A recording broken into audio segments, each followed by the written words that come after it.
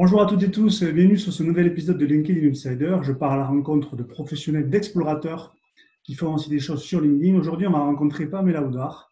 On a échangé un petit peu directement en privé sur LinkedIn et ça va être l'occasion, notamment, de parler d'un sujet qui est très important, qui est la recherche de prospects, de clients ailleurs et aussi, bien évidemment, sur LinkedIn. Donc, merci Pamela d'avoir accepté mon invitation. Je suis très content de te rencontrer. J'espère qu'on va avoir un échange très, très enrichissant pour les gens qui veulent en apprendre beaucoup plus sur LinkedIn. Merci à toi Julien pour l'invitation que j'accepte toujours avec plaisir, puisqu'on est sur un réseau social, mais pour moi c'est le réseau social du partage et de l'échange. Donc une bonne raison d'être là encore aujourd'hui. Bon, parfait, merci. Merci pour cette introduction. Alors, je vais te poser une première question. Toi, au quotidien, dans ton activité, qu'est-ce que c'est ta mission pour les personnes, les entreprises que tu accompagnes? Alors moi, ma mission, mon cœur de métier et ma passion aussi, c'est de transformer la douleur de prospecter en plaisir. Puisqu'en fait, c'est souvent une contrainte pour que ça soit un commercial, un dirigeant, un entrepreneur, un directeur commercial. La prospection est souvent faite à reculons. On n'a pas envie d'en faire et je pense que la notion de plaisir n'est pas là parce qu'il n'y a pas de maîtrise, tout simplement. D'accord. Ok, donc tu dirais que c'est transformer quelque chose qui peut être un petit peu négatif à la base, avec une certaine forme de plaisir au quotidien pour les gens que tu accompagnes. Exactement. La prospection devient vite un challenge et devient très ludique à partir du moment où on la maîtrise. Bon, parfait. Merci pour ça. Dans ton activité, qu'est-ce que ça représente LinkedIn? Alors moi, ça représente un virage et surtout un décollage, D'accord. puisqu'en fait, moi, j'ai monté ma société il y a 5 ans. Au bout de 3 ans, le cap des 3 ans, je stagne ou j'investis. Et j'ai choisi d'investir. Et pour moi, le pari était le réseau social, puisque moi, j'étais assez présente sur Facebook. Et je sentais bien Facebook un peu en déclin et pas du tout je dirais, en rapport avec mes valeurs et avec la façon dont j'avais envie de communiquer, notamment sur du contenu et non pas sur l'image. Et donc, du coup, je me suis formée. J'ai décidé, j'avais pas de budget formation, et j'ai décidé de me former. J'ai mis 3 000 € de formation e-learning et 2 heures de présentiel, donc pas grand-chose. Et je me suis dit, je tente le tout pour le tout et je verrai si ça fonctionne. Et en plus, au moins, je serais, comme je suis quelqu'un qui est spécialisé dans le commercial, au moins, je pourrais avoir un avis tranché sur cet outil. Voilà, donc je l'ai fait à titre d'expérience au départ. Et surtout, je voulais que ça devienne une opportunité, forcément, de prospecter différemment, puisqu'en fait, moi, je ne prospectais qu'à travers le réseau physique et notamment la recommandation. Ok. Donc, tu as commencé, tu as pris un virage, comme ce que tu disais, c'est intéressant comme image, je trouve. Donc, dans ton activité, LinkedIn aujourd'hui, c'est quoi? C'est la plateforme la plus préférentielle pour capter des clients? Comment est-ce que tu peux nous parler un petit peu de ça aussi, s'il te plaît? Alors pour moi, LinkedIn, c'est déjà la plateforme qui m'informe. D'accord. Mon premier outil pour faire ma veille concurrentielle. L'outil, bien évidemment, où je prends beaucoup de plaisir à communiquer. Donc moi, je communique aujourd'hui pas avec une vraie stratégie digitale. Alors, je vais avoir plein de gens qui vont me contacter après en me disant, ah, elle est où la stratégie digitale? Moi, j'ai une stratégie commerciale et de prospection sur LinkedIn, mais pas une stratégie digitale. J'ai décidé de rester entre guillemets moi-même avec ma patte, avec mes envies, ma vidéo du lundi, mon coup de gueule, mon coup de boost.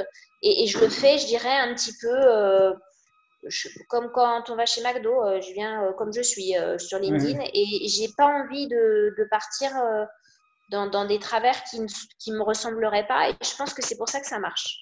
Voilà. Et pour répondre à ta question, qu'est-ce que ça représente? Moi, ça représente un chiffre d'affaires x2 il y a 2 ans et un chiffre d'affaires x3 cette année. Donc, c'est juste extraordinaire puisqu'en fait, moi, j'ai aujourd'hui 95% de mes clients qui viennent grâce à LinkedIn, que je fidélise aussi grâce à LinkedIn, donc des clients que j'ai eus avant par le réseau et que je continue à fidéliser. Et aujourd'hui, ça représente surtout de l'entrant avec un seul poste par semaine.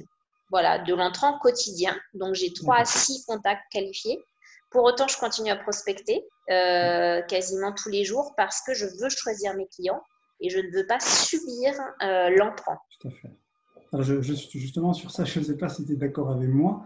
Moi, je recommande de toujours en fait faire un peu de prospection, même si moi, c'est vrai que non plus, je n'aime pas forcément trop ça à la base. Mais comme tu l'as dit, de ne pas attendre aussi quelque chose directement d'une opportunité qui peut arriver. Et souvent, le problème aussi, c'est qu'on commence à faire de la prospection quand on a besoin. Alors C'est qu'en fait, ça. c'est même quand ça va bien qu'on peut déjà se mettre en mouvement sur ça. Alors, tu as parlé un petit peu de tes actions, parler un petit peu de la vidéo, différents posts que tu fais.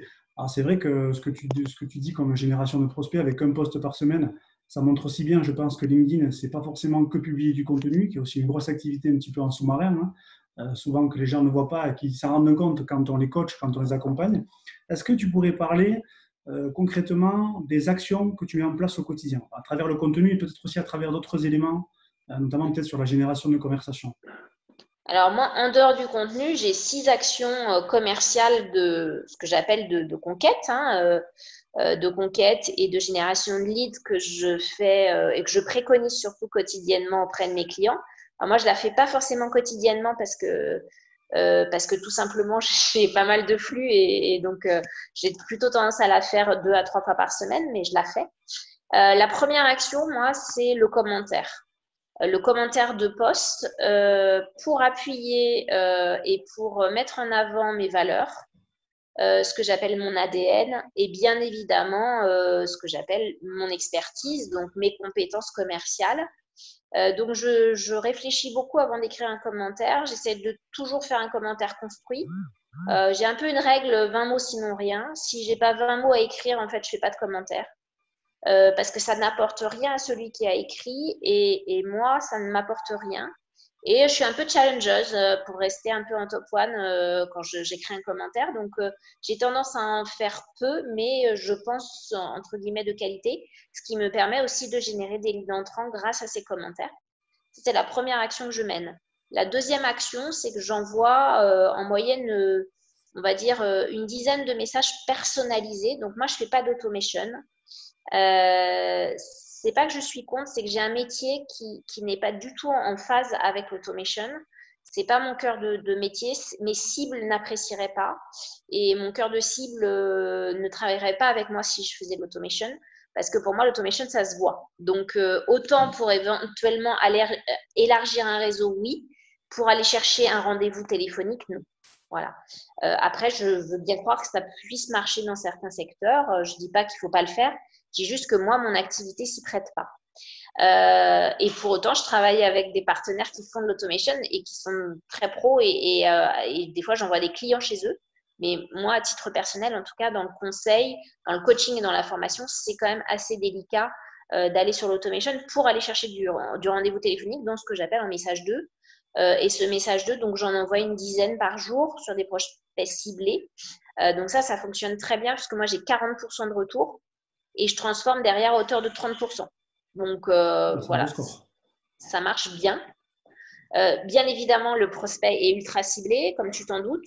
Je fais un message personnalisé, donc je prends un élément sur son profil, sur son activité, sur son expérience, qui va faire que je vais me différencier et donc qui me permet d'avoir ce retour et ce taux de conversion et de transformation derrière assez intéressant. Après, la troisième action que je préconise, c'est de faire du partage de posts en message privé. C'est-à-dire que moi, je fais un peu de la veille pour mes clients et mes prospects. C'est-à-dire que j'ai un client dans la banque, je vois un prospect, je vois un de ses concurrents qui fait un super post sur ce sujet, ou d'ailleurs, des fois, pas du tout sur le sujet de la banque, et qui a une très belle visibilité, je vais lui partager avec un petit mot. Je fais aussi beaucoup de partage de posts sur l'actualité, donc notamment sur le FNE, sur tout ce qui se passe en ce moment. Qu'est-ce que c'est le FNE? Le FNE, en fait, c'est le dispositif national de formation nationale des entreprises, FNE, qui a été mis en place par le gouvernement, formé plutôt que licencié, et qui donne droit à 1 500 € de budget par salarié en chômage partiel. Et donc, j'ai beaucoup de clients que ça intéresse et il faut qu'ils en profitent parce que je trouve que c'est quand même une belle aide de Bien sûr, l'État. bien sûr. Nous, en ce moment, on a le passe rebond en région Occitanie. Donc, le passe rebond, c'est pour tout ce qui est transformation digitale. Donc là, je renseigne des clients, des prospects, enfin, des tas de gens qui peuvent être intéressés. Donc voilà, je suis vraiment dans le partage de postes en MP et ça marche très, très, très, très bien. Après, alors je ne sais plus, je suis à la deuxième ou à la On est à troisième. 3. Ah, on est à 3. Ouais. La troisième action que je préconise aussi, c'est d'aller faire ce qu'on appelle évidemment de la veille. Donc, moi, très souvent, je suis amenée à commenter sur les posts de mes confrères et consoeurs, d'une part par solidarité et d'autre part aussi par visibilité, puisqu'en fait, j'estime qu'on est tous complémentaires et qu'on n'est pas des concurrents, entre guillemets, directs, mais plutôt indirects. Donc, j'alimente pas mal le poste des gens qui sont dans le même secteur d'activité que moi. Après, il y a une autre action, pareil, que je préconise, mais qui n'est pas toujours évidente. C'est bien évidemment d'aller voir si on est en premium, qui a visité son profil. Et là, forcément, de faire une invitation personnalisée. Et c'est quand même extrêmement agréable quand quelqu'un est venu voir votre profil. En général, ils acceptent et puis on enchaîne très vite. Donc, les vues de profil, je m'en sers beaucoup. Et je me sers aussi également beaucoup de la suggestion de LinkedIn sur des profils intéressants qui nous sont suggérés et que je vais voir. Donc, il y a autant bien, il y a des relations et puis il y a des gens qui ne font pas partie du réseau. Et pareil, j'y travaille pas mal là-dessus. Et enfin, je crois que je suis pas loin de 6. Et bien évidemment, je vais inviter des personnes suivant mes objectifs, suivant l'avancée de mes objectifs quanti et quali en fonction de ma stratégie. Donc là, en ce moment, par exemple, je prospecte sur un pays, notamment que je connais bien. Et donc, du coup, je vais aller mener 5 à 6 actions très qualifiées auprès des gens de ce pays pour commencer à me faire connaître, tout simplement. Donc, stratégie commerciale, stratégie de prospection et stratégie, bien évidemment, de communication. C'est intéressant aussi, tu as bien expliqué, je suis 100% d'accord aussi sur le côté contextualisé. Je crois que c'est une des valeurs premières qu'il faut avoir sur LinkedIn. Parfois, souvent, on pense beaucoup à la quantité, mais souvent, être bon dans le contexte. C'est pour ça aussi que les vues de profil, je m'en sers aussi beaucoup pour engager des conversations. Ce que tu fais, ça ne m'étonne pas, hein, mais je pense que c'est une bonne pratique qu'il faut suivre. C'est vrai que moi, la partie de nourrir aussi les leads avec notamment des messages en privé sur telle information, je ne le fais pas forcément. Mais c'est une bonne idée. Pourquoi? Moi aussi, ça me permet de me nourrir aussi ce genre de choses parce que moi, je suis un peu contre toutes les théories et je pense qu'il faut faire des essais. Après, il faut se rendre compte au quotidien ce qui marche et ce qui ne marche pas. Qu'est-ce qu'on pourrait dire, Pamela, par rapport à aujourd'hui à ce que tu fais sur LinkedIn? Il y a toujours des gens qui sont un petit peu sceptiques. Qu'est-ce qu'on pourrait leur dire pour qu'ils aient un déclic sur cette plateforme où je pense, moi, qu'il y a encore beaucoup trop de gens qui sont naïfs ou qui l'utilisent un petit peu trop aussi de manière, alors entre guillemets, un peu bourrine, hein, avec l'automatisation. Moi, par exemple, je ne fais pas d'automatisation. Qu'est-ce que tu pourrais leur répondre à ces gens-là? Moi, je pourrais leur répondre que la prospection n'a jamais été aussi facile qu'avec LinkedIn.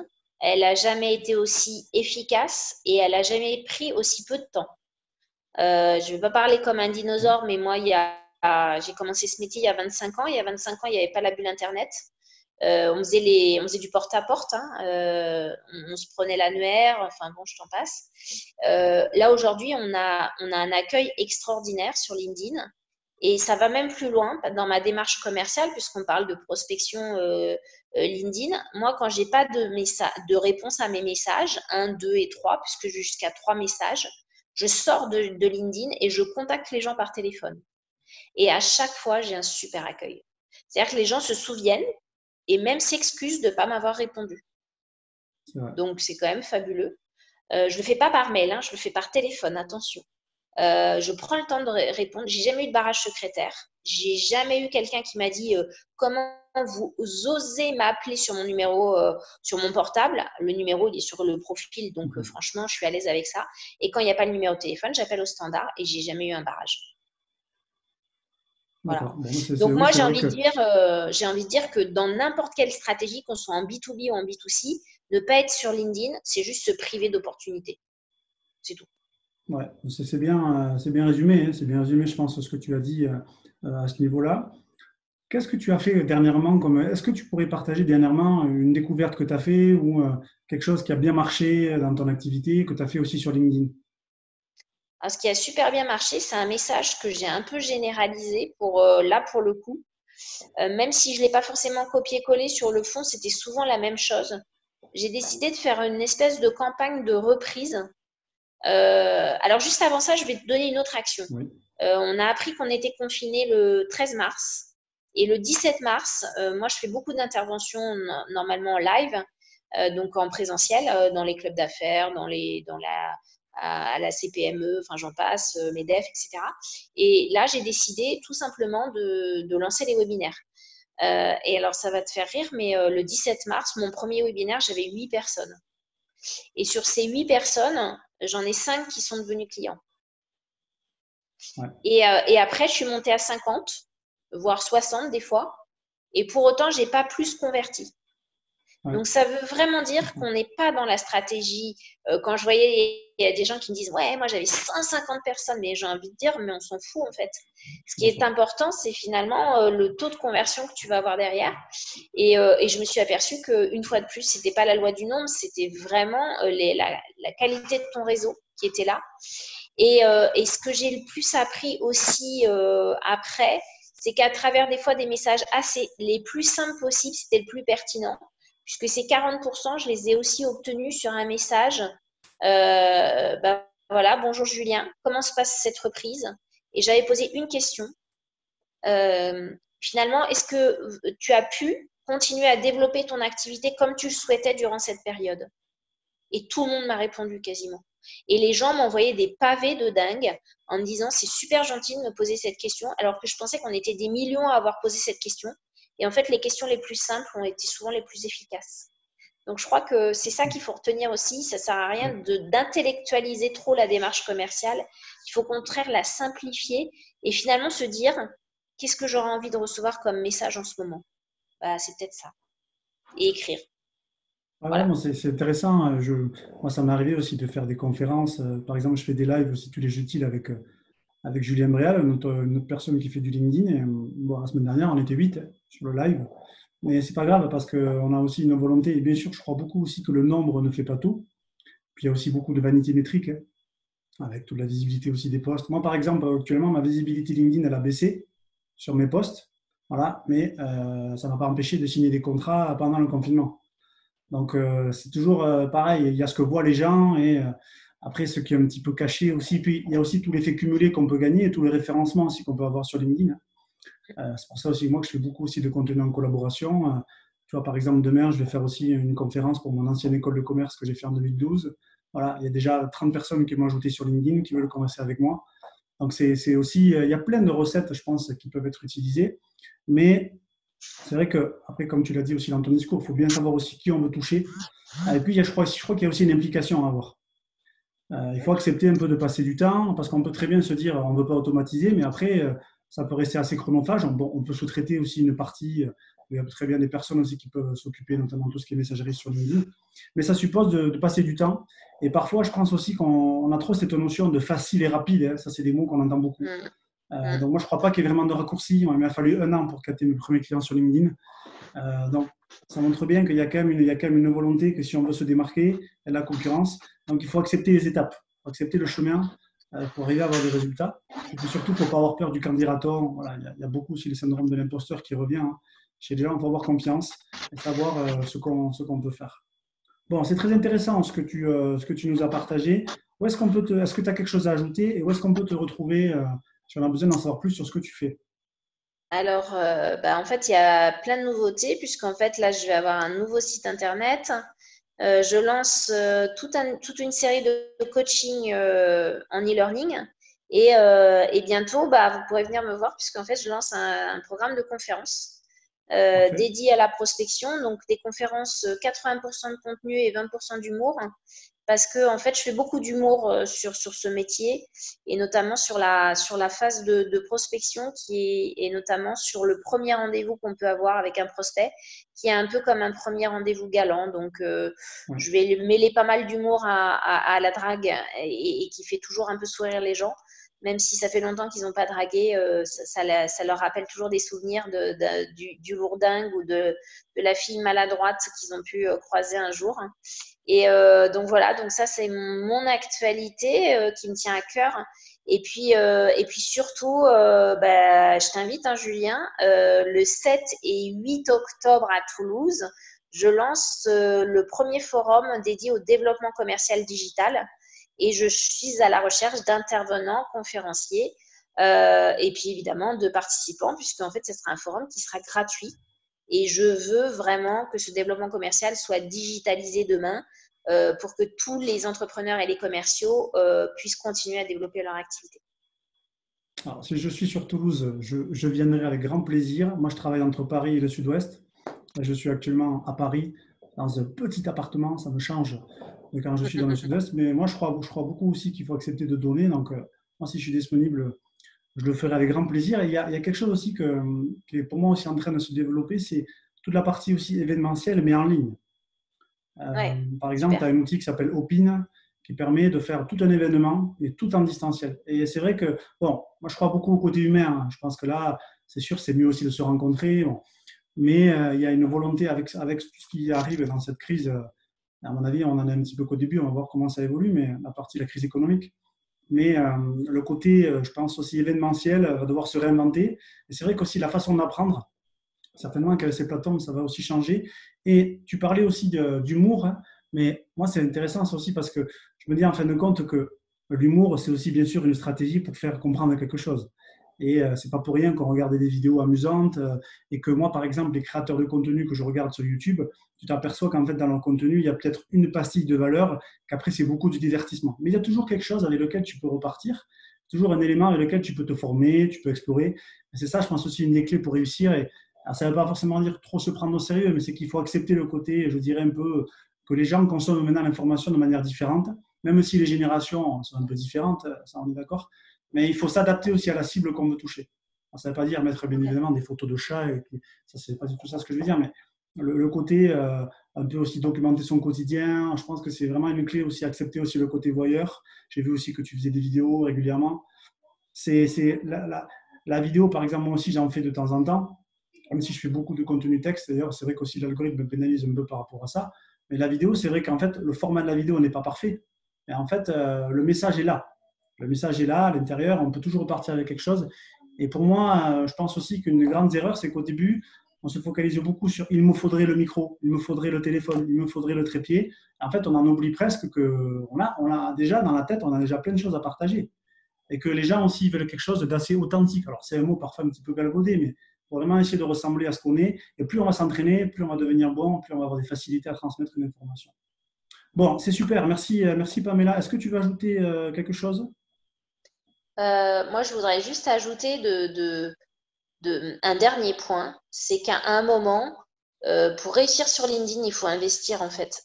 Et c'est pas investir 10 000 euros, 8 000 euros, 30 000 euros, mais investissez même un petit budget. Vous allez vous y retrouver avec n'importe qui aujourd'hui sur LinkedIn, mais mettre un pied à l'étrier parce que c'est un réseau qui peut paraître très simple, mais qui en même temps a plein de clés. Et très souvent, on le sous-exploite, ce réseau. Et c'est vraiment dommage. C'est vraiment dommage. J'en parlais encore avec un entrepreneur à midi qui me disait qu'il ne l'exploitait pas parce que finalement, il ne se sentait pas forcément légitime, il pensait que c'était compliqué, etc. Et je disais, mais franchement, il faut y aller. Il faut y aller et prenez le train maintenant parce qu'on est super en retard. Moi, j'ai un frère qui vit en Suisse. En Suisse, en fait, quand tu rencontres quelqu'un, tu LinkedIn tout de suite la personne, en fait. C'est comme ça, c'est devenu un automatisme. Et en France, il faut prendre cet automatisme maintenant et il faut le faire. Et j'entends aussi trop de salariés qui me disent non, mais bon, moi, j'ai pas envie de le faire parce que j'ai pas envie de faire de pub à ma boîte. Mais arrêtez de penser à votre boîte, pensez à vous. Vous n'allez pas rester 20 ans, 30 ans dans le même job. Et combien de pourcentage en recrutement, Julien, on le sait, hein, c'est presque 80% de recrutement via LinkedIn. Aujourd'hui, des embauches. Donc, allez-y et professionnalisez-vous sur LinkedIn. Et surtout, je donnerai un dernier conseil. C'est surtout n'envoyez pas de premier message en parlant de vous, exactement comme dans la vraie vie. Si demain on se croise, je ne vais pas arriver, je ne vais pas te dire Julien, je suis génial, je suis formidable, je fais du coaching commercial opérationnel depuis 15 ans, je suis extraordinaire, etc. On s'en fout en fait. Soyez vrai et surtout, intéressez-vous à l'autre. Ouais. Bon, mais ça, je pense qu'on est assez similaires hein, sur cette approche. Moi, je vois Ouais. passer beaucoup de messages aussi sur LinkedIn, mais c'est un apprentissage et c'est aussi parfois remettre en question parce que la vente, en fait, bon, la vente a changé dans le sens où maintenant, je pense qu'on vend de plus en plus encore aux personnes, peut-être qu'avant, puis il y a une défiance aussi envers les entités. Mais c'est vrai que quand tu es dans la rue, tu vas pas commencer à dire je suis, non. D'abord, tu vas peut-être essayer de savoir comment va la personne, s'intéresser à ses problèmes, bon, essayer de faire parler la personne et après, bien évidemment, il y a une phase aussi business, mais peut-être qu'aussi, on va terminer sur ça, mais peut-être qu'aussi dans toute la partie francophone, alors en Suisse c'est peut-être un petit peu différent, mais les gens aussi n'assument pas la dimension business, c'est-à-dire qu'il y a la dimension business pour une entreprise de trouver des clients, mais il y a aussi la dimension business pour un salarié ou pour un étudiant même, hein. Il y a beaucoup d'étudiants aussi que je forme sur ça. Bon, c'est l'hécatombe parce qu'ils n'ont pas les notions, puis les gens qui leur montrent ça aussi souvent, ils ne font même pas du LinkedIn.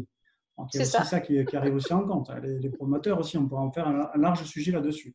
Mais c'est vrai que ce qui est important, c'est vraiment d'arriver après à se dire, voilà, je passe à l'action et de bien comprendre que LinkedIn, pour moi, il y a une vraie dimension business et surtout tout ce qu'on fait sur LinkedIn, on ne sait pas où est-ce que ça peut nous amener. Et ça, c'est le meilleur moyen aussi de faire des choses, c'est pas d'attendre des résultats de suite, mais il faut un peu de motivation, il faut comprendre comment ça marche. Je pense qu'il faut comprendre comment ça marche. Donc, tu as raison, les gens, il faut qu'ils acceptent d'investir un peu sur eux-mêmes. Et parfois les gens, tu as l'impression que ouais, c'est beaucoup trop cher tout ça. Non, mais c'est qu'en fait, c'est un investissement que tu vas faire sur toi. Voilà. Et la formation, quand on fait appel à des spécialistes, malheureusement, ça coûte un peu d'argent, c'est normal. C'est normal. Moi, je dis souvent à mes clients, j'ai dépensé plusieurs milliers et milliers d'euros pour me former depuis 2015, parce que moi, avant, j'étais commercial. Donc, pour me former sur ces différents sujets, j'étais community manager, j'ai eu plusieurs évolutions. Bien sûr. Et les gens, les clients ne se rendent pas compte de ça. Les clients ne se rendent pas compte. En fait, ce qu'ils achètent aussi avec nous, c'est un accélérateur. Ils achètent aussi le fait qu'on a testé des choses et qu'on va leur apporter les réponses. Bon. Donc, c'est la valeur perçue aussi, bien évidemment, dont on se bat sur ça. Bon, mais c'est parfait, oui. C'est évident. Et ce que je voulais juste ajouter, c'est vrai qu'il y a des gens qui vont pouvoir se contenter d'e-learning ou de gratuit, mais ce n'est pas la majorité. La majorité auront besoin d'avoir quelqu'un qui les aide et il faut l'accepter en fait. Moi, je me fais coacher tous les ans dans différents domaines. Là, je suis en plein coaching en développement de l'entreprise et on en a besoin parce qu'on est la tête dans le guidon, hein, qu'on le veuille ou non. Et c'est super intéressant et vous verrez qu'en dehors de ça, vous allez créer un lien super avec la personne et ça va être un vrai pilier pour vous pour développer votre business. Donc moi, j'ai envie de vous dire, voilà, c'est vraiment pas de l'argent foutu en l'air, loin de là. Moi, tous mes clients s'y retrouvent dans les 3 mois qui suivent. Ils ont optimisé leur budget dans les 3 mois qui suivent. Et c'est pas des commerciaux hors pair, c'est juste des gens qui travaillent régulièrement. Voilà. Parfait. Bon, c'est une très bonne conclusion, Pamela. Merci vraiment pour tes réponses. J'apprécie vraiment ce que tu as dit. Merci à toutes et tous. On se retrouve bientôt pour un nouvel épisode de LinkedIn Outsider. Et bien évidemment, je mettrai toutes les informations sur ce que fait Pamela directement pour ceux qui sont intéressés pour la retrouver. Merci à tous. Je vous dis à bientôt pour un nouvel épisode de LinkedIn Outsider.